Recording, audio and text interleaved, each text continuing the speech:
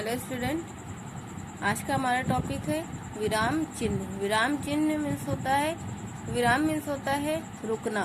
तो जहाँ पर विराम चिन्ह होगा यानी विराम का निशान होगा वहाँ पर हमें रुकना होता है।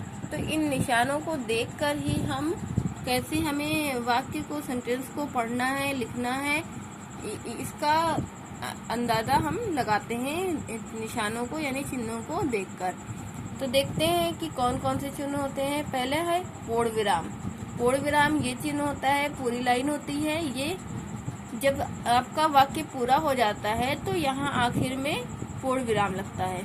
तो यहाँ पर हमें पूरी तरह से रुक जाना होता है, यानी वाक्य हमारा पूरा हो जाता है तो यहाँ पर हम रुक जाते हैं। फिर अल्प विराम। अल्प विराम ये कॉमा होता है। ये कॉमा जब हमें कोई भी शब्द को या वाक्य को अलग अलग करना होता है तो वहाँ पर ये अल्प विराम लगता है। जैसे मोहन राकेश, दो एक जैसे वाक्य है ना, यानी दोनों नाम हैं, तो यहाँ दोनों नाम को अलग करने के लिए ये अल्प विराम लगाया गया, अल्प विराम का चिन्ह लगाया गया है दोनों नाम अलग अलग दर्शाने के लिए।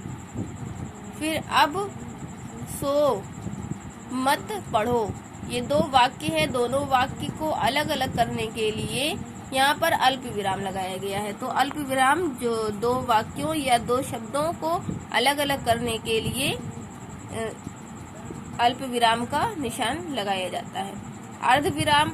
अर्ध विराम पर यहाँ पर अगर कोई भी वाक्य है तो वो वाक्य को अलग करने के लिए, यानी अभी बात पूरी नहीं हुई है लेकिन वाक्य को अलग करना है, तो वहाँ पर अर्ध विराम का चिन्ह लगता है। जैसे मुझे भूख लगी है, यहाँ पर वाक्य पूरा नहीं हुआ, मुझे भूख लगी है, लेकिन यहाँ पर हमें रुकना है तो यहाँ पर अर्ध विराम लगेगा। मुझे कुछ भी खाने को दो, अभी भी वाक्य पूरा नहीं हुआ, फिर वह अर्ध विराम लग गया। मैं खाकर कार्यालय चला जाऊंगा, अब वाक्य पूरा हो गया, अब यहाँ पर पूर्ण विराम लग गया। तो जहाँ पर वाक्य पूरा नहीं हुआ, अभी आगे और बात करनी है, वहाँ पर अर्ध विराम लगेगा। लेकिन अब इस निशान का प्रयोग कम होता है।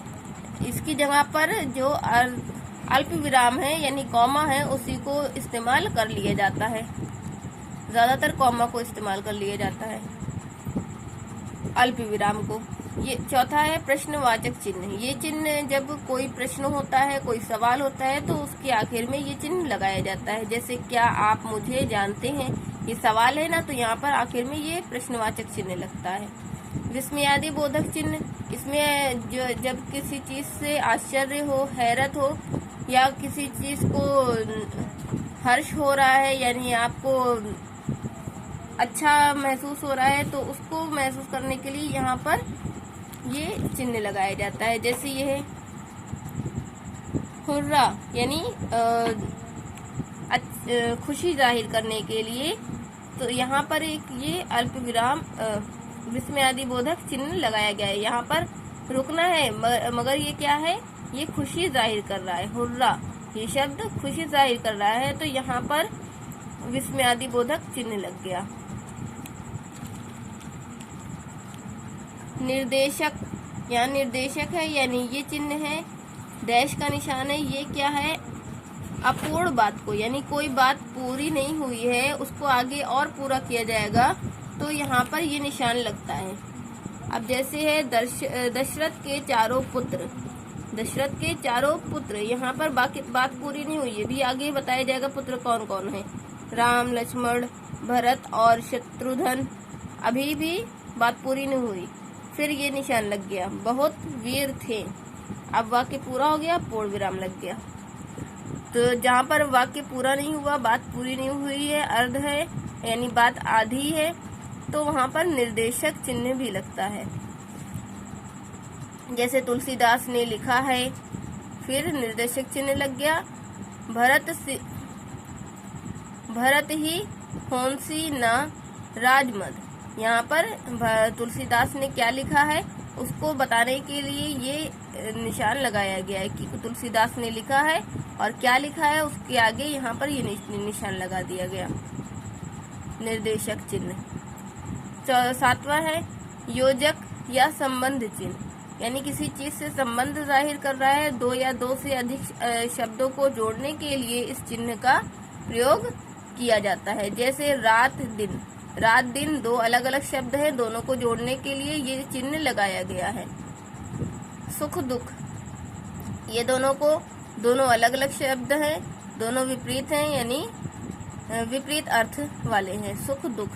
तो दोनों को जोड़ने के लिए ये चिन्ह लगाया गया है, संबंध चिन्ह, योजक या संबंध चिन्ह कहते हैं इसको।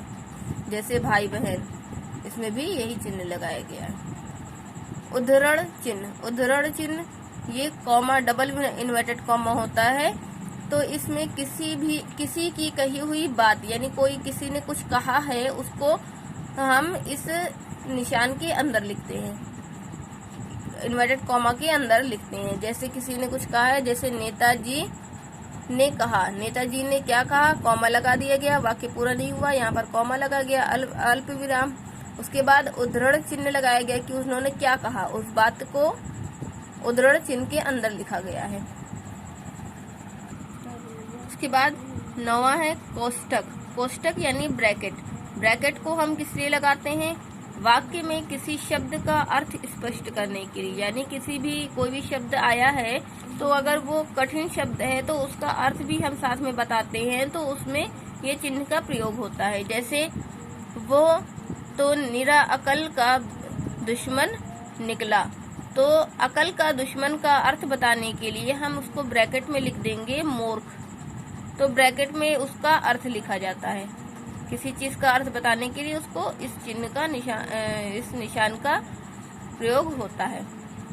लाघव या संक्षिप्तक, तो इस लाघव या संक्षिप्तक ये चिन्ह है, ये जो गोला बना हुआ है, ये चिन्ह किसी भी शब्द को संक्षेप में लिखने के लिए, यानी शॉर्ट फॉर्म में लिखने के लिए। जैसे MLA लिखने के लिए, तो इसको हम MLA लिख लिया, इसको जो है शॉर्ट फॉर्म में लिखा है, तो इसका चिन्ह ये लगाया जाता है। डॉक्टर, डॉक्टर पूरा नहीं लिखा गया, सिर्फ गोला बना दिया गया, इसका मतलब हो गया है कि ये चिन्ह लगाया गया, इसका मतलब ये शब्द अधूरा है, यानी इसका शब्द ये हो गया डॉक्टर है, ये निशान है। किसी भी शब्द को शॉर्ट फॉर्म में यानी संक्षेप में लिखने के लिए लाघव या संक्षिप्तक चिन्ह लगाया जाता है। तो ये हो गए सारे विराम चिन्ह। तो विराम चिन्हों को देखकर ही हम पढ़ते हैं ना, कभी कोई भी सेंटेंस हो, कोई भी पैराग्राफ होगा तो हम उसको पढ़ते हैं, निशानों को, सारे चिन्ह को देखकर उसको उसके हिसाब से जहाँ हमें रुकना होता है, जितना रुकना होता है उसके हिसाब से निशान को देखकर हम पहचान जाते हैं। तो इन सारे निशानों को आप पहचान लीजिए। ओके, अल्लाह हाफिज।